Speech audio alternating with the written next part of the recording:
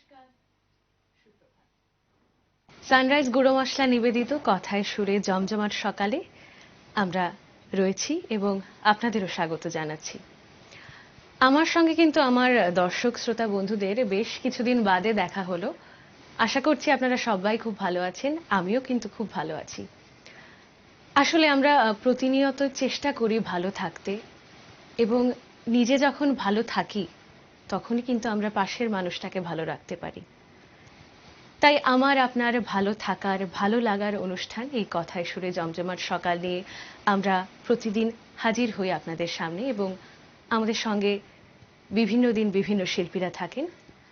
আজ কিন্তু আমরা থাকব আবৃত্তি নিয়ে, আর আমাদের সঙ্গে আজকে রয়েছেন বাচিক শিল্পী অপর্ণা গোস্বামী, নমস্কার, সুপ্রভাত, এবং বাচিক শিল্পী রূপা সাহা, নমস্কার, সুপ্রভাত।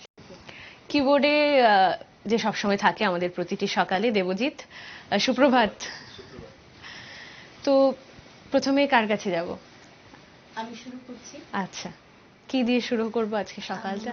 সকাল তো শুরু করতে হয় রবীন্দ্রনাথ দিয়ে। একদমই তাই। রবি ঠাকুরকে ছাড়া আমরা কিছু ভাবতে হ্যাঁ, পারি না। কিছুই ভাবতে পারি না। তাই রবি ঠাকুরকে দিয়ে শুরু করছি। আচ্ছা, চলো। সন্ধ্যা ও প্রভাত, এখানে নামলো সন্ধ্যা। সূর্যদেব, কোন দেশে কোন সমুদ্র পারে তোমার প্রভাত হলো? এখানে এখানে অন্ধকারে কেঁপে উঠছে রজনীগন্ধা। বাসর ঘরের দ্বারের কাছে অবগুণ্ঠিতা নববধূর মতো। কোনখানে ফুটলো ভোরবেলাকার কনক চাপা? জাগলো কে? নিভিয়ে দিল সন্ধ্যায় জ্বালানো দ্বীপ, ফেলে দিল রাত্রে কাঁথা সেউতি ফুলের মালা। এখানে একে একে দরজায় আগল পড়ল, সেখানে জানলা গেল খুলে। এখানে নৌকো ঘাটে বাঁধা মাঝি ঘুমিয়ে, সেখানে পালে লেগেছে হাওয়া। ওরা পান্থশালা থেকে বেরিয়ে পড়েছে, পূবের দিকে মুখ করে চলেছে। ওদের কপালে লেগেছে সকালের আলো, ওদের পারানির কড়ি এখনো ফুরোয়নি। ওদের জন্য পথের ধারের জানলায় জানলায় কালো চোখের করুণ কামনা অনিমেষ চেয়ে আছে। রাস্তা ওদের সামনে নিমন্ত্রণের রাঙা চিঠি খুলে ধরলে, বললে তোমাদের জন্য সব প্রস্তুত। ওদের হৃৎপিণ্ডের রক্তের তালে তালে জয় ভেরি বেজে উঠল। এখানে সবাই ধূসর আলোয় দিনের শেষের খেয়া পার হলো। পান্থশালার আঙিনায় এরা কাঁথা বিছিয়েছে, কেউ বা একলা, কারো বা সঙ্গী ক্লান্ত। সামনের পথে কি আছে অন্ধকারে দেখা গেল না, পেছনের পথে কি ছিল কানে কানে বলা বলি করছে। বলতে বলতে কথা বেঁধে যায়, তারপরে চুপ করে থাকে। তারপরে আঙিনা থেকে ওপরে চেয়ে দেখে আকাশে উঠেছে সপ্তর্ষি। সূর্যদেব, তোমার বামে এই সন্ধ্যা, তোমার দক্ষিণে এই প্রভাত, এদের তুমি মিলিয়ে দাও। এর ছায়া ওর আলোটিকে একবার কুলে নিয়ে চুম্বন করুক। এর পূরবী ওর বিভাসকে আশীর্বাদ করে চলে যাক। আসলে কি বলবো, রবি ঠাকুরের দ্বারাই এই সৃষ্টি হয়তো সম্ভব।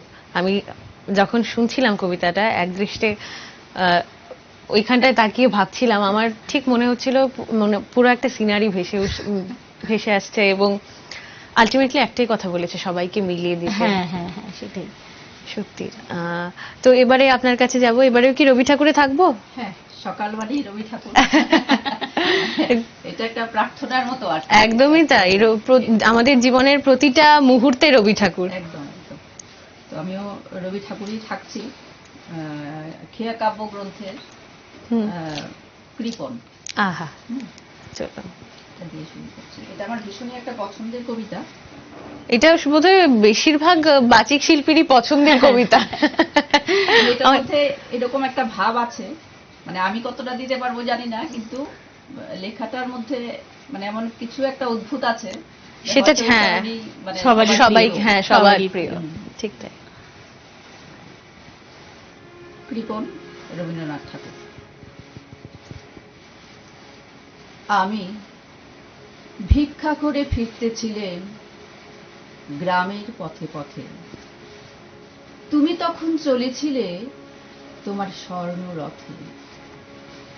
অপূর্ব এক স্বপ্ন সম লাগতেছিল চক্ষে মম, কি বিচিত্র শোভা তোমার, কি বিচিত্র সাজ।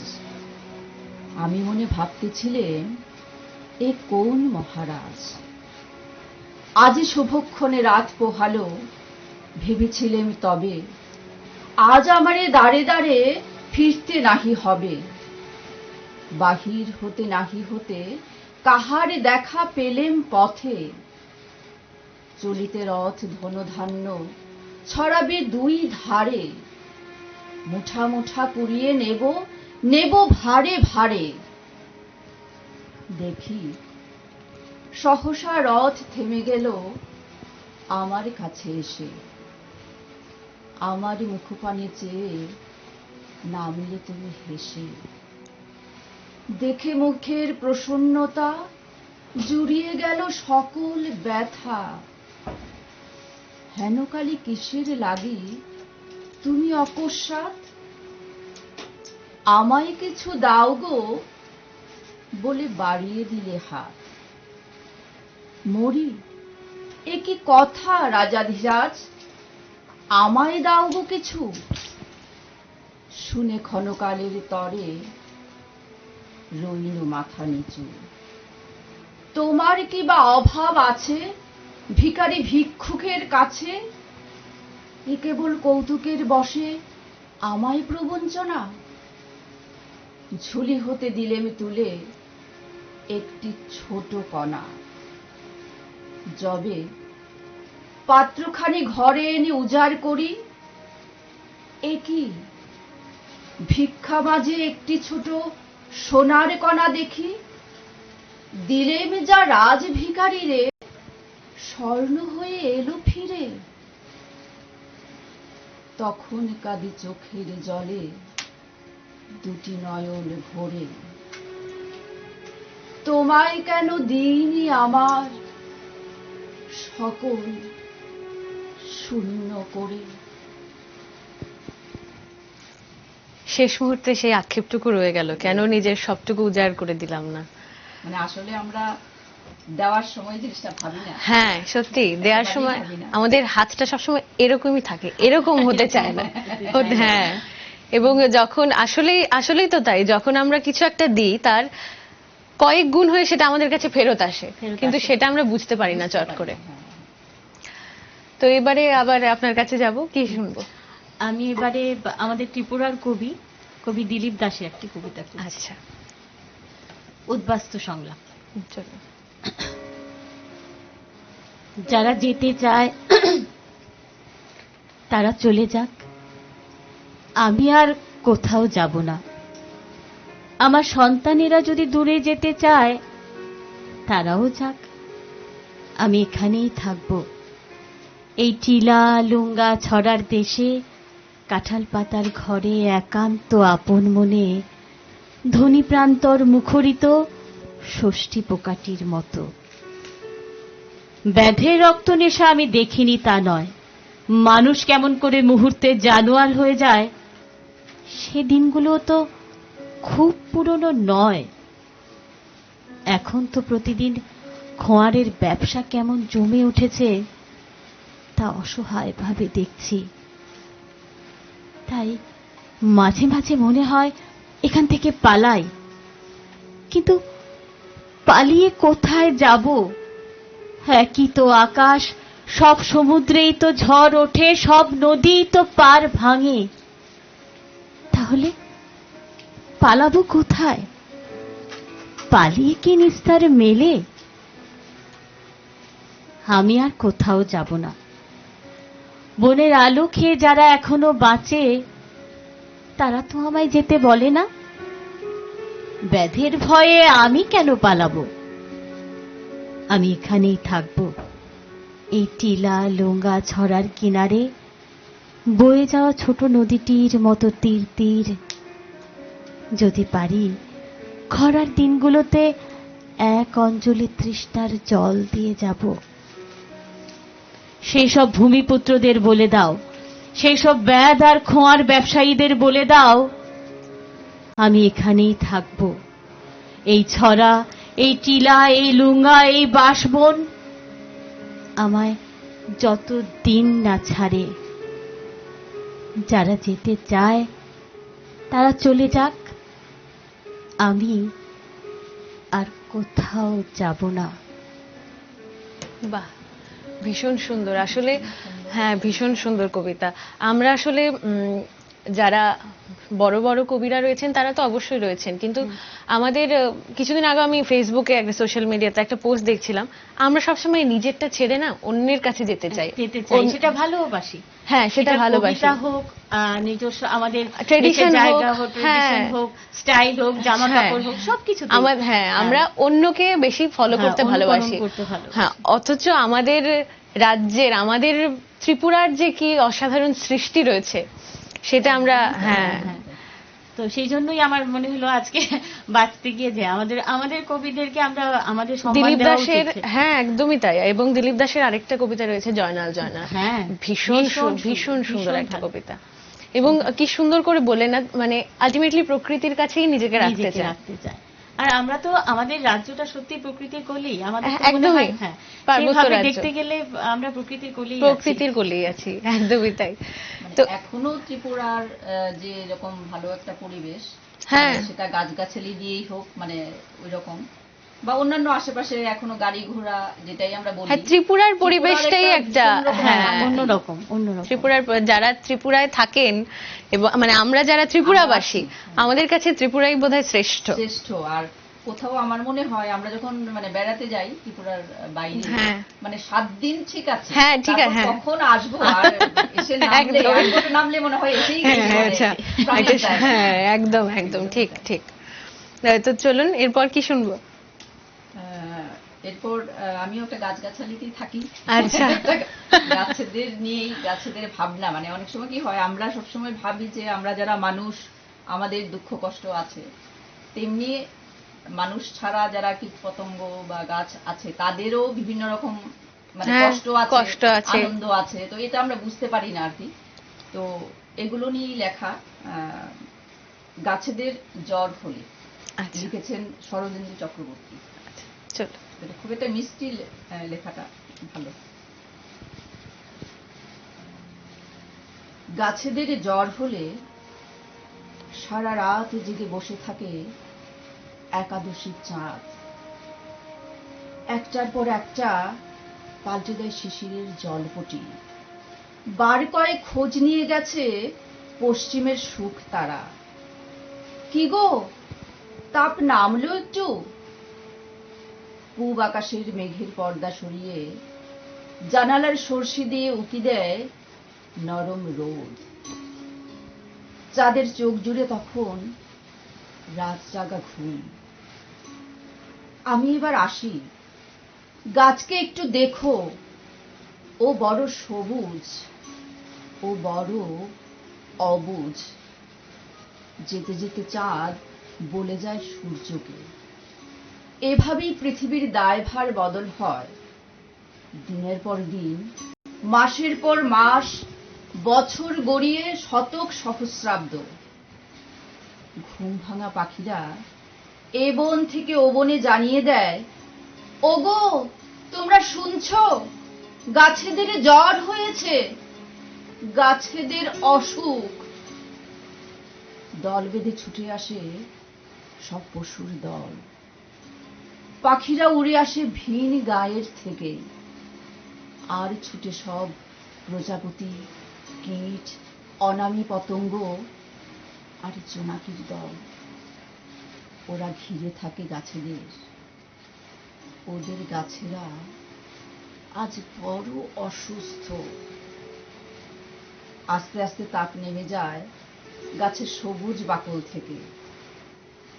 পাখিরা আবার পৃথিবীকে জানিয়ে দেয়, গাছ ভালো হয়ে গেছে, গাছ ভালো হয়ে গেছে। আবার গান ফিরে আসে, আবার সুর ফিরে আসে, সুখ ফিরে আসে।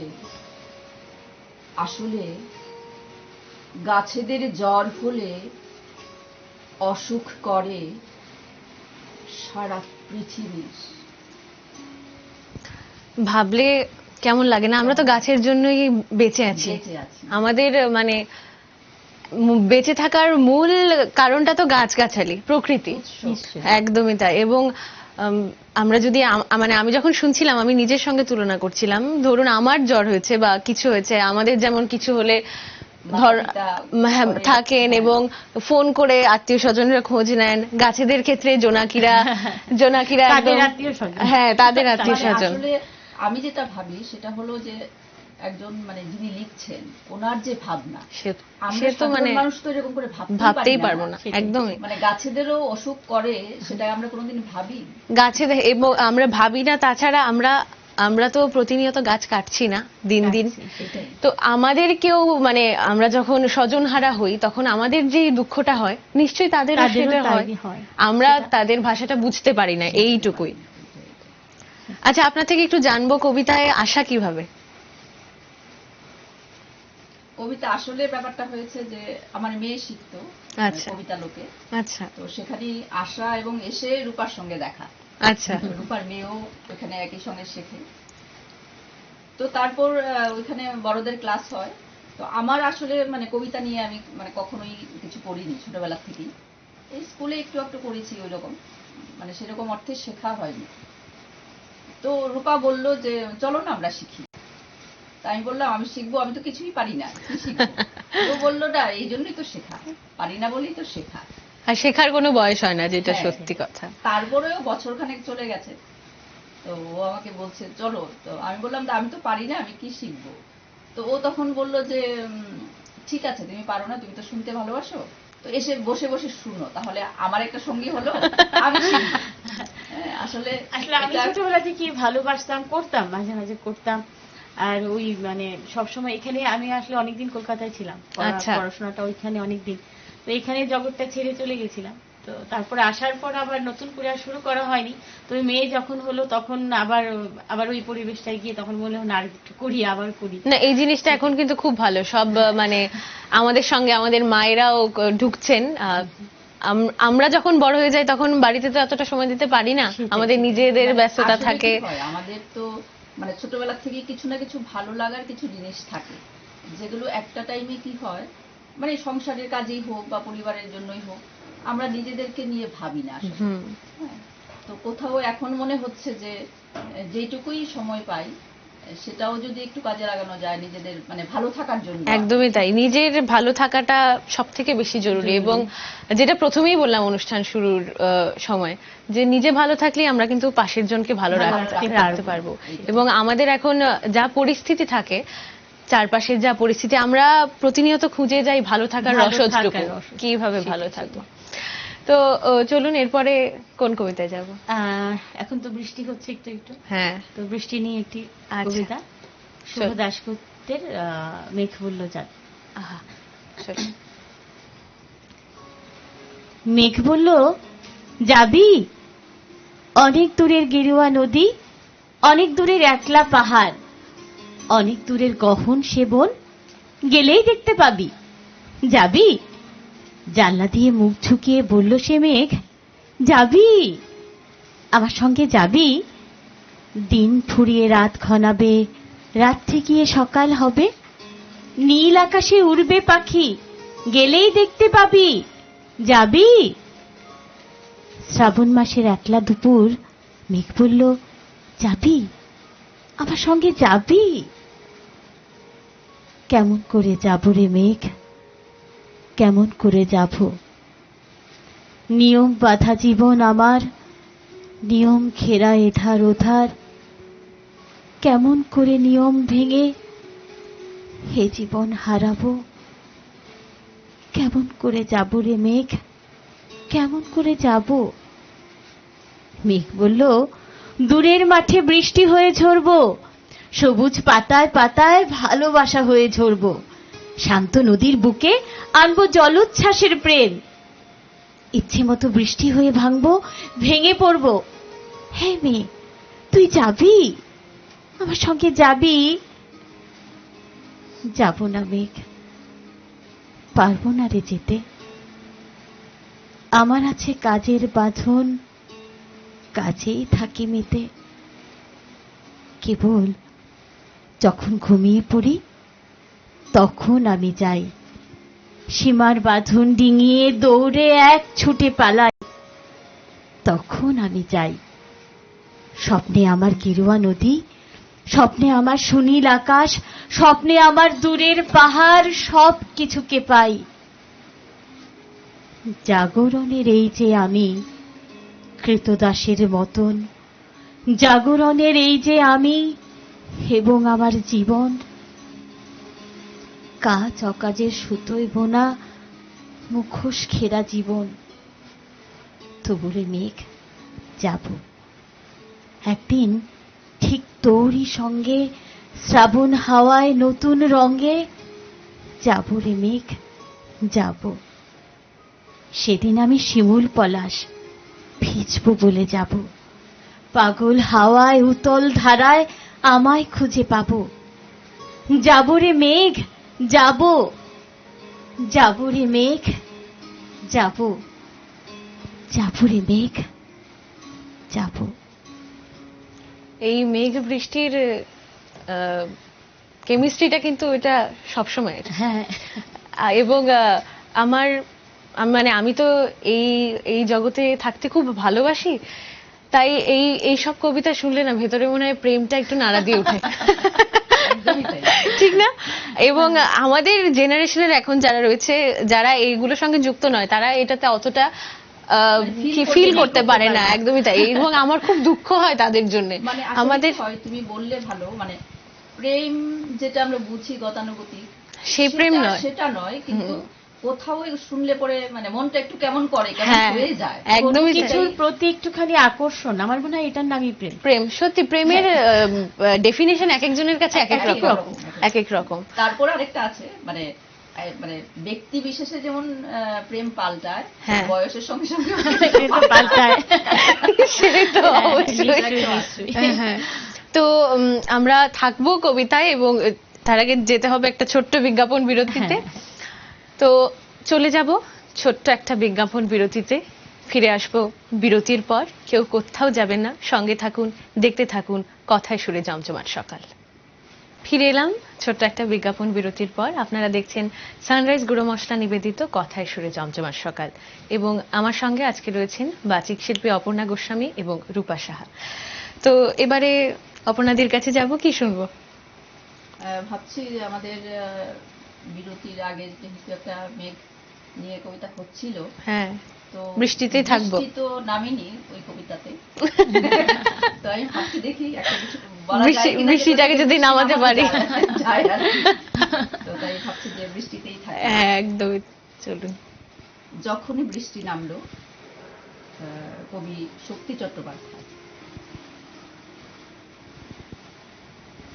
বুকের মধ্যে বৃষ্টি নামে, নৌকা টলমল, কুল ছেড়ে আজ অকুলে যাই, এমনও সম্বল নেই নিকটে। হয়তো ছিল বৃষ্টি আসার আগে, চলচ্ছক্তিহীন হয়েছি, তাই কি মনে জাগে পোড়োবাড়ির স্মৃতি আমার স্বপ্নে মেশা দিনও। চলচ্ছক্তিহীন হয়েছি, চলচ্ছক্তিহীন। বৃষ্টি নামলো যখন, আমি উঠোন পানে একা, দড়ি দিয়ে ভেবেছিলাম তোমার পাবো দেখা। হয়তো মেঘে বৃষ্টিতে বা শিউলি গাছের তলে আজ আনুকেশ ভিজিয়ে নিচ্ছ আকাশ ছেঁচা জলে। কিন্তু তুমি নেই বাহিরে, অন্তরে মেঘ করে ভারী ব্যাপক বৃষ্টি আমার বুকের মধ্যে ঝরে। ভারী ব্যাপক বৃষ্টি আমার বুকের মধ্যে ঝরে। বাহ, ভীষণ সুন্দর। ভীষণ সুন্দর, খুব ছোট কিন্তু হ্যাঁ, কিন্তু খুব সুন্দর। আমার এই মুহূর্তে মনে পড়ছে না কি একটা কবিতা ছিল, মেঘ বৃষ্টির রূপকথা নাকি, আমার একদমই মনে পড়ছে না। একটা কবিতা রয়েছে এরকম, মেঘ বৃষ্টির কবিতাগুলো না কেমন যেন মানে ভীষণ আনন্দ দেয়। আনন্দ দেয়, হ্যাঁ, একদমই তাই। মেঘ বৃষ্টির। আচ্ছা, আপনার কোন কবির কবিতা পড়তে বেশি ভালো লাগে? আমার আসলে কবিতা ঠিক সিলেক্ট করি না। আমি দেখি যে মানে লেখাটা আর কি। আচ্ছা, আমার মানে একটু কি ধরনের? আমার একটু বাস্তব বা জীবনমুখী কবিতা বা মেয়েদের নিয়ে কবিতা, এগুলো বেশি ভালো লাগে। তাহলে কন্যা শ্লোকটা নিশ্চয়ই ভীষণ ভালো লাগে। হ্যাঁ, ভালো লাগে। এটা দারুণ মেয়েদের কবিতা। প্রতিবাদ, মেয়েদের দুঃখ কষ্ট যেটাই আসুক জীবনে, আমার ওইগুলি বেশি ভালো লাগে। আচ্ছা, তো এবার যাব, কি শুনবো? তাহলে এবার কি করব আমরা, কি কোরাসটা করব? হ্যাঁ, করতে পারি। বাহ, দারুণ আমার ব্যাপার, তাহলে দুজন মিলে একসাথে। দুজনে মিলে, যেহেতু একই জায়গায় করি তো মাঝে মধ্যে কিছু কবিতা হ্যাঁ, হয়েই যায় দুজনে। হ্যাঁ, সে তো হয়। তো সেটাই করি।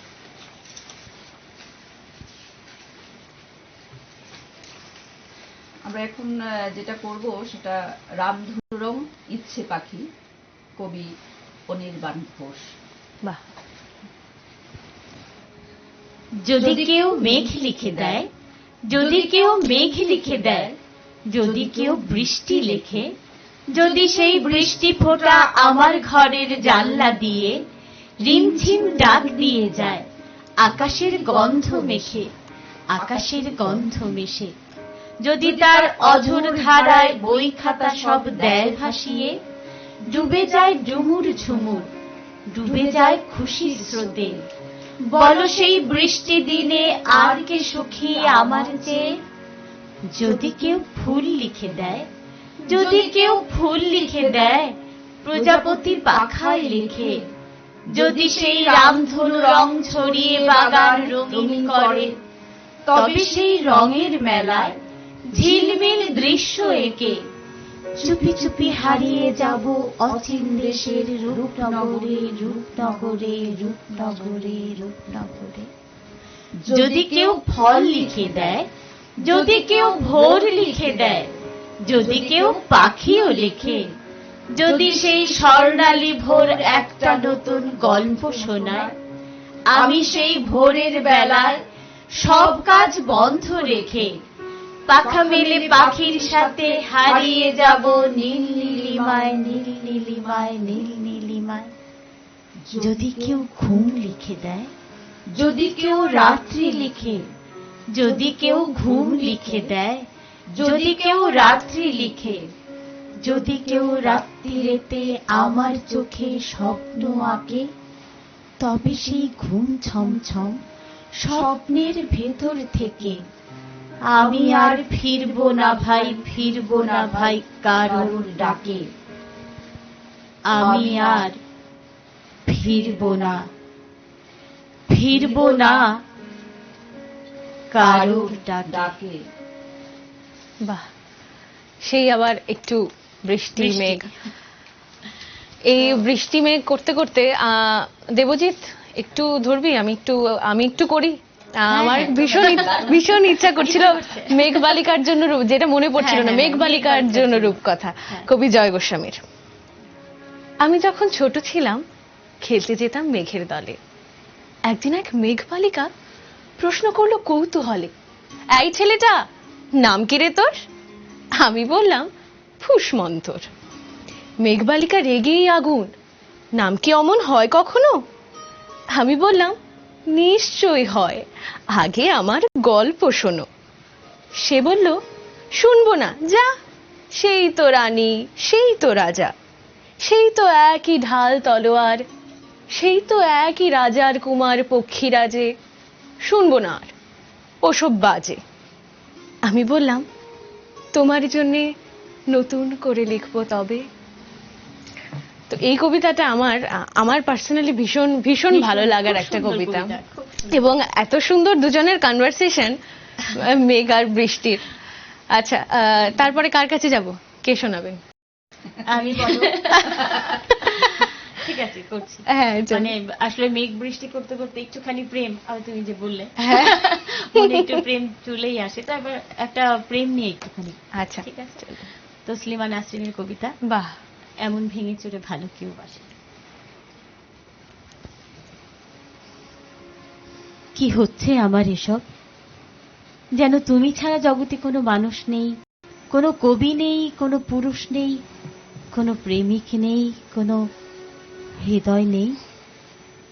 আমার বুঝি মন বসছে সংসার কাজে, বুঝি মন বসছে লেখায় পড়ায়, আমার বুঝি ইচ্ছে হচ্ছে হাজারটা পড়ে থাকা কাজগুলোর দিকে তাকাতে, সভা সমিতিতে যেতে। অনেক হয়েছে ওসব, এবার অন্য কিছু হোক, অন্য কিছুতে মন পড়ে থাক, অন্য কিছু অমল আনন্দ দিক। মন নিয়েই যত ঝামেলা আসলে। মন কোথাও একটা জায়গায় পড়ে রইল তো পড়েই রইল, মনটাকে নিয়ে অন্য কোথাও বসন্তের রঙের মতো যে ছিটিয়ে দেব, তা হয় না। সবারই হয়তো সবকিছু হয় না, আমার যা হয় না তা হয় না। তুমি কাল জাগালে, গভীর রাত্রিরে ঘুম থেকে তুলে প্রেমের কথা শোনালে। মনে হয়েছিল যেন স্বপ্ন দেখছি। স্বপ্নই তো, এ তো একরকম স্বপ্নই। আমাকে কেউ এমন করে ভালোবাসার কথা বলেনি আগে। ঘুমের মেয়েকে এভাবে জাগিয়ে কেউ চুমু খেতে চায়নি। আমাকে এত আশ্চর্য সুন্দর শব্দগুচ্ছ কেউ শোনায়নি কোনোদিন। এত প্রেম কেউ দেয়নি, এমন ভেঙে চুরে ভালো কেউ কেউ বাসেনি। তুমি তুমি এত প্রেমিক কি করে হলে? কি করে এত বড় প্রেমিক হলে তুমি? এত প্রেম কেন জানো? শেখালো কে? যেরকম প্রেম পাওয়ার জন্য সারা জীবন অপেক্ষা করেছি, স্বপ্ন দেখেছি, পাইনি। আর এই শেষ বয়সে এসে যখন শরীর খেয়ে নিচ্ছে 101টা অসুখ পোকা, যখন মরে যাব, যখন মরে যাচ্ছি, তখন যদি থোকা থোকা প্রেম এসে ঘর ভরিয়ে দেয়, মন ভরিয়ে দেয়, তখন সবকিছুকে স্বপ্নই তো মনে হবে, স্বপ্নই মনে হয়। তোমাকে অনেক সময় রক্তে মাংসের মানুষ বলে মনে হয় না। হঠাৎ ঝড়ে উড়ে হৃদয়ের উঠোনে যেন অনেক প্রত্যাশিত, অনেক কালের দেখা স্বপ্ন হয়ে দাঁড়ালে। আগে কখনো আমার মনে হয়নি ঘুম থেকে অমন আচমকা জেগে উঠতে আমি আসলে ভালোবাসি।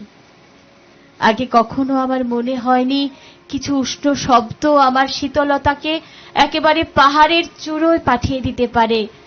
আগে কখনো আমি জানিনি যে কিছু মোহন শব্দের গায়ে চুমু খেতে খেতে আমি ভোরকে রাত করতে পারি।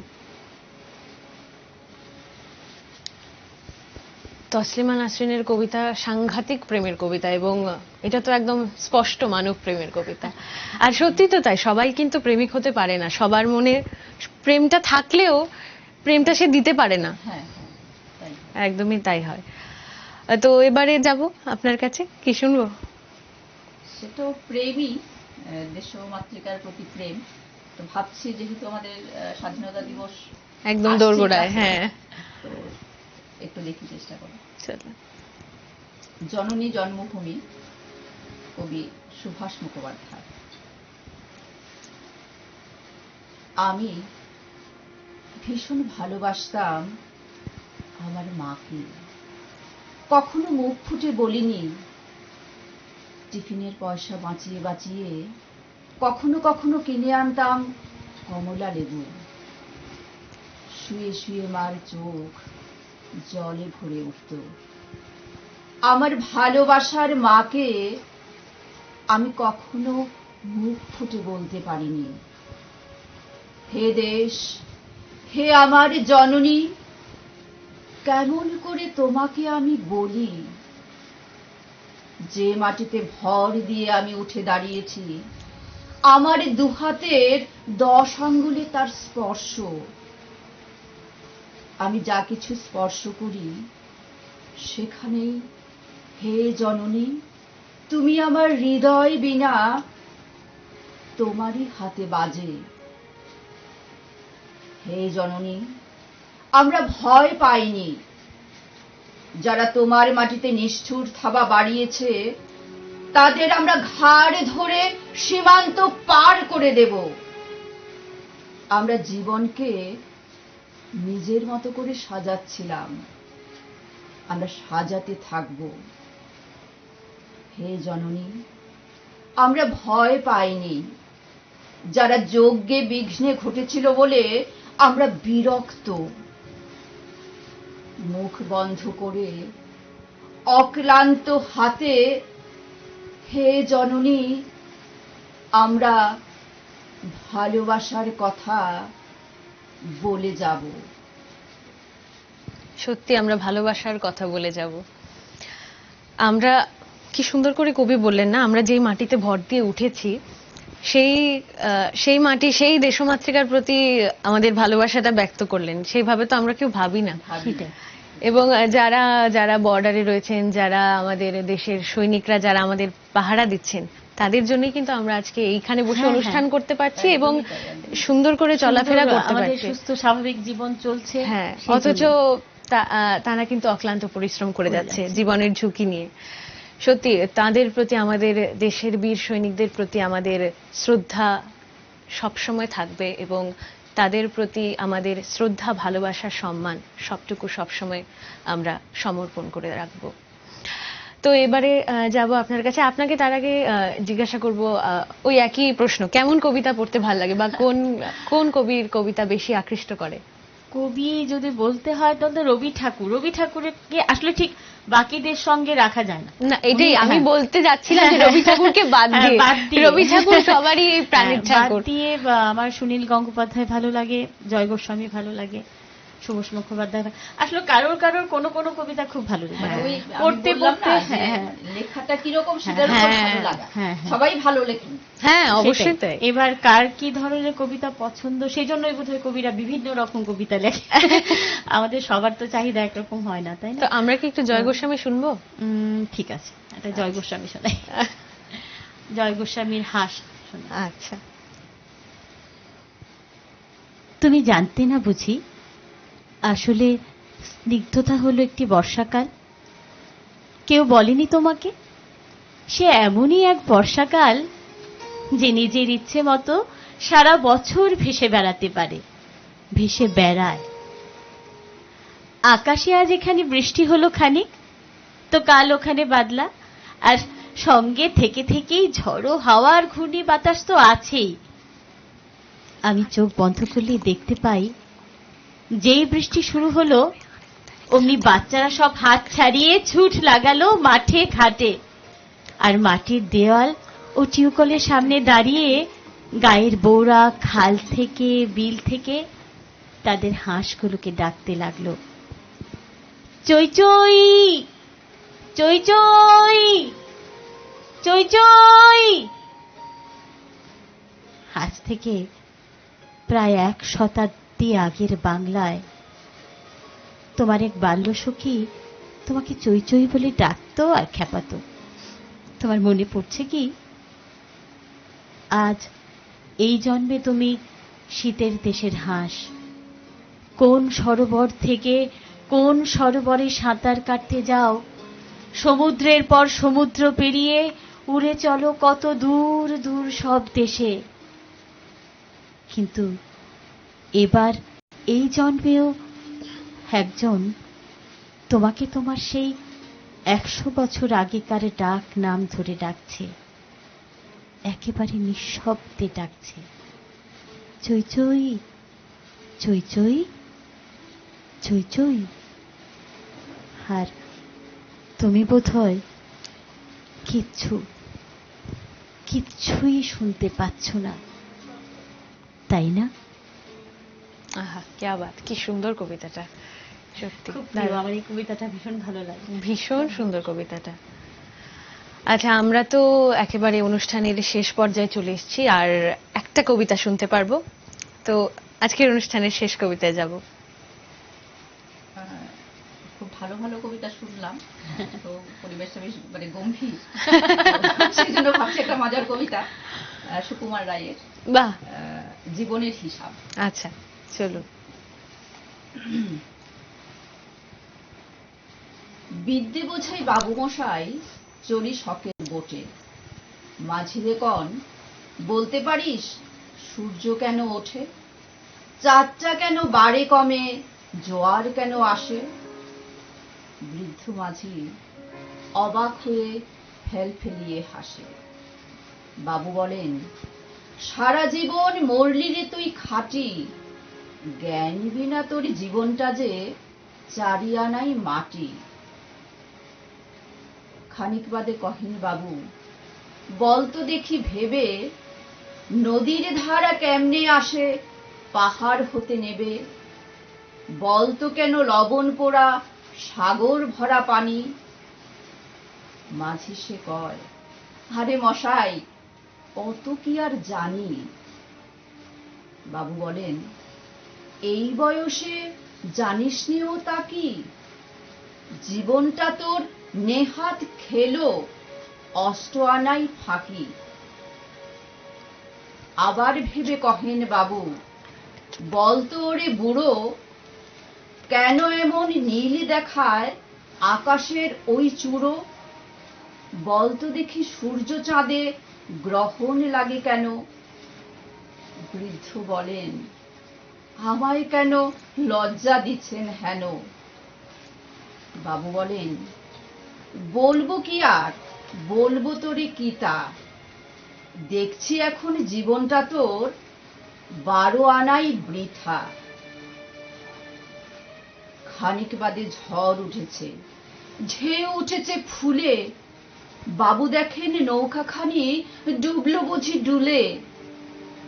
মাঝিরে কন, এ কি আপদ ওরে ও ভাই মাঝি, ডুবলো নাকি নৌকো এবার, মরবো নাকি আজি? মাঝি সুধায়, সাঁতার জানো? মাথা নাড়েন বাবু। মূর্খ মাঝি বলে, মশাই এখন কেন কাবু? বাঁচলে শেষে আমার কথা হিসেব করো শেষে।